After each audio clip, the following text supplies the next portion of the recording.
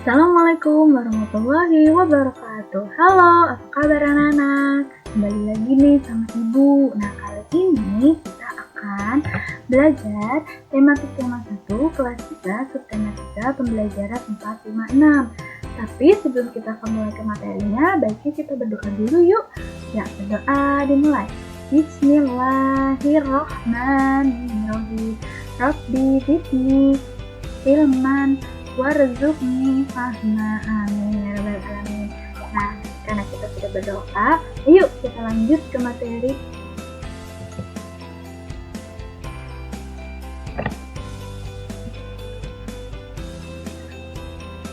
Nah, di sini ada daur hidup. Dan tahu daur hidup gimana? Apa yang dimaksud dengan daur hidup? Bagaimana tahap daur hidup hewan?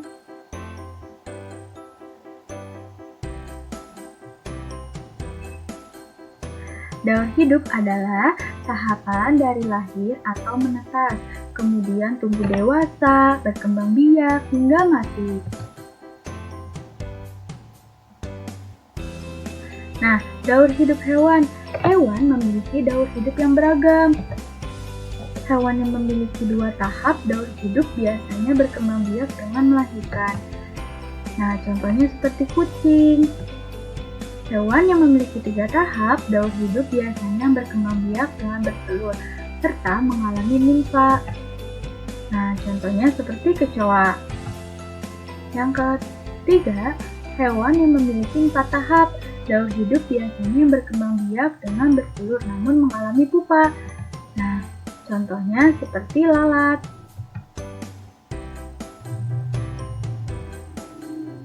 Nah, daur hidup hewan 2 tahap. Kita ambil contohnya kucing. Kucing dewasa akan melahirkan anak kucing atau kucing muda. Anak kucing atau kucing muda berkembang biak menjadi kucing dewasa. Kucing dewasa akan melahirkan anak kucing. Nah, ini daur hidup hewan 2 tahap. Seperti contohnya kucing.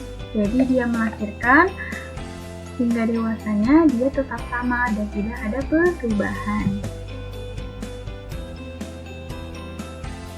Daur hidup hewan 2 tahap, dimulai dari telur yang menetas menjadi anak ayam. Anak ayam yang baru menetas tubuhnya lebih kecil dan ringan serta belum bisa berdiri tegak. Anak ayam tersebut tumbuh dan dapat berdiri dengan kedua kakinya menjadi ayam dewasa. Nah, daur hidup hewan 3 tahap. Kecoa dewasa akan bertelur. Telurnya menetas menjadi kecoa muda, disebutnya nimfa. Nimfa akan berkembang biak menjadi kecoa dewasa.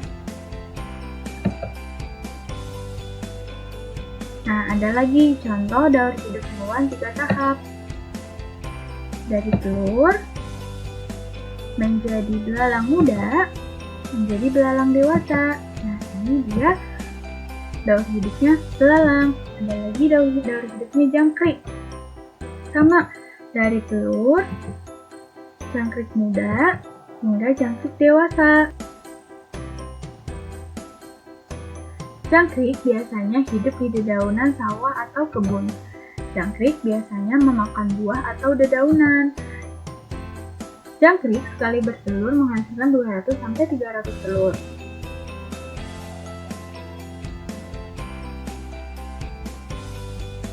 Nah, sekarang daur hidup hewan 4 tahap.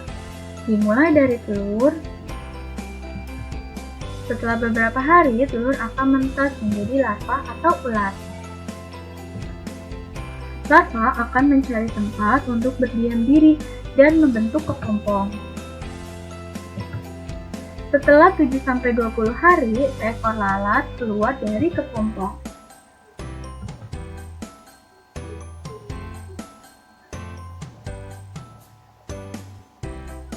Nah, ini ada lagi contoh daur hidup hewan 4 tahap. Berawal dari telur, menjadi lalat, menjadi kepompong, hingga menjadi kupu-kupu. Nah, ini daur hidup kupu-kupu. Nah, daur hidup lebah sama. berawal dari telur, menjadi larva, menjadi pupa atau kepompong, hingga menjadi lebah dewasa. Lebah adalah hewan penghasil madu minuman berkhasiat. Lebah berjenis lebah madu yang paling utama, paling banyak, dan paling mudah dibudidayakan. Lebah madu memproduksi dan menyimpan madu yang dihasilkan dari nektar bunga. Beberapa produk yang dihasilkan dari lebah madu antara lain madu, royal jelly, propolis, dan sebagainya.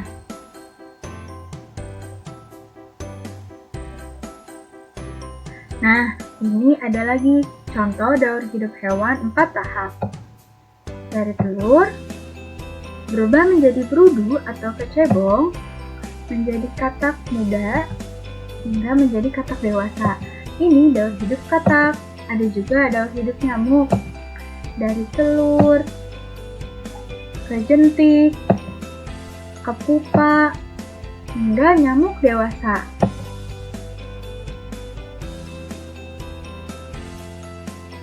Nyamuk dapat menularkan penyakit seperti demam berdarah, kaku gajah, dan malaria. Nyamuk senang hidup di tempat-tempat berair, seperti selokan, tempat-tempat yang gelap, dan hinggap di baju-baju yang bergantung.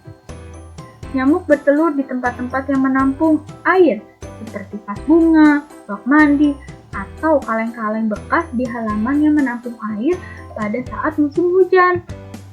Oleh karena itu, kita perlu menjaga kebersihan lingkungan. Tujuannya adalah agar tidak ada nyamuk yang tinggal dan memutuskan tahapan daur hidup nyamuk.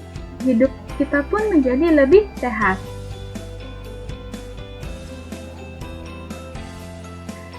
Biasanya, untuk mengajak dan menyadarkan masyarakat, termasuk anak-anak, akan pentingnya menjaga kesehatan dibuat informasi.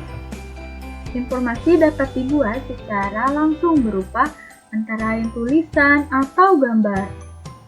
Informasi dalam bentuk tulisan dan gambar biasanya dibuat dalam bentuk poster dengan menggunakan kalimat singkat tetapi mudah dipahami.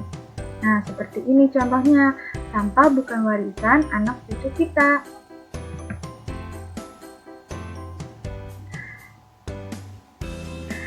Memberi saran dengan baik terhadap teman juga termasuk sikap menghargai teman. Kita harus memberikan saran yang baik jika melihat teman kita melakukan hal yang keliru. Ini kita lakukan sebagai tanda kita menyayangi teman. Menyayangi teman termasuk pengamalan sila kedua Pancasila.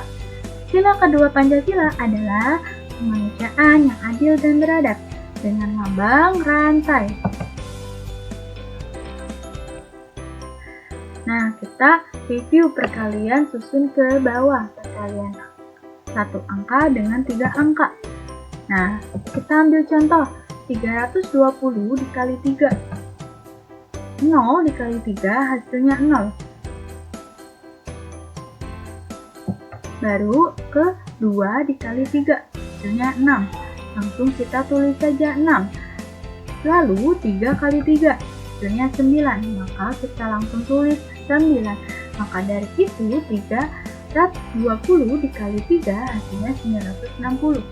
Kita ke contoh yang kedua. 0 kali 3 hasilnya 0. Lalu 7 kali 3 hasilnya 21. Tulis angka 1, simpan angka 2. Lalu 2 kali 3 hasilnya itu 6. 6 ditambah 2 simpanan dari operasi sebelumnya menghasilkan angka 8. Tulis angka 8, maka dari itu 270 dikali 3 hasilnya 810. 237 dikali 8, 7 kali 8 hasilnya 56. Tulis angka 6, simpan angka 5. Lalu 3 kali 8, 24. 24 ditambah 5 simpanan, hasilnya 29. Tulis angka 9, simpan angka 2. Lalu kita kalikan 2 kali 8, hasilnya 16. 16 ditambah 2, simpanan dari operasi sebelumnya menghasilkan 18. Maka dari itu kita tulis 18. Jadi, 237 dikali 8 menghasilkan 1896.